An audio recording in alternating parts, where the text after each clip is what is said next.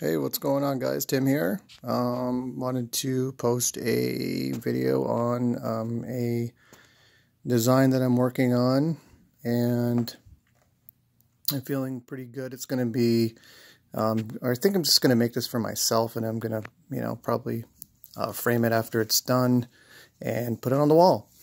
So this piece incorporates all of the, sorry for this shaking, the elements that I've been attempting to create that is unique to my style, which is the, kind of the Mesoamerican theme with the hybrid Sheridan elements. This pedal came to me about a week ago, and I don't believe I've seen it in too many other pieces. So hopefully it is unique, as as unique as you can get as far as creating a pedal. I mean, there's only so many places you could go with just variation on that. So my original design for this pedal was kind of a here, a bump in the middle and around like that. And then I decided, actually I think based on a mistake, I kind of got that little curve piece there. And then, after messing around a little bit, came up with that design. So I am fairly happy with the way that pedal looks.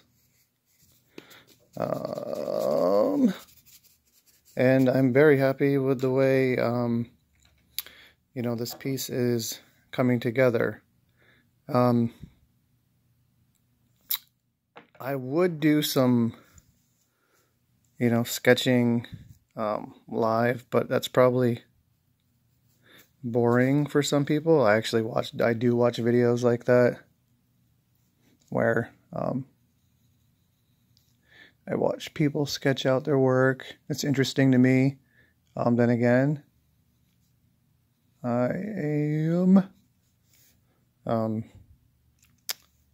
little weird when it comes to stuff like that. But I am going to go over this with more hard lines. What I usually do is I go soft, with one of these, and then I go back over with my mechanical pencil to make the lines darker, to really put some lead on there, so when I transfer it onto my transfer paper, it comes out well. I flip it over, get some graphite on there to see where, the basic design is, and then I'll actually flip it back over. It looks a little weird because it's the, reverse. Go back over it, thicken the lines, and then I go put it onto my leather, and then go back over with a pencil or stylus and transfer it that way.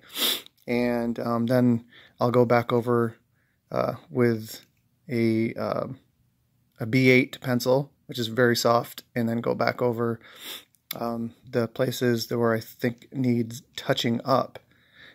It's a little difficult to do tooling and drawing, all that type of stuff, carving on camera. I always, that added element always, seems to be difficult for me. I don't know why, particularly when I'm doing like my swivel knife work. I feel like I can do like a couple easier lines, and then if I have something I need to concentrate on, I'll shut the camera off and then come back on, because oftentimes the my work just isn't as good as, there's that added element makes me think of the audience, even though it's a very small one, rather than focusing on the work. And that actually goes for, I do, if you've noticed in a couple of my other videos, that I do collect balisongs, aka butterfly knives, and I do a little flipping.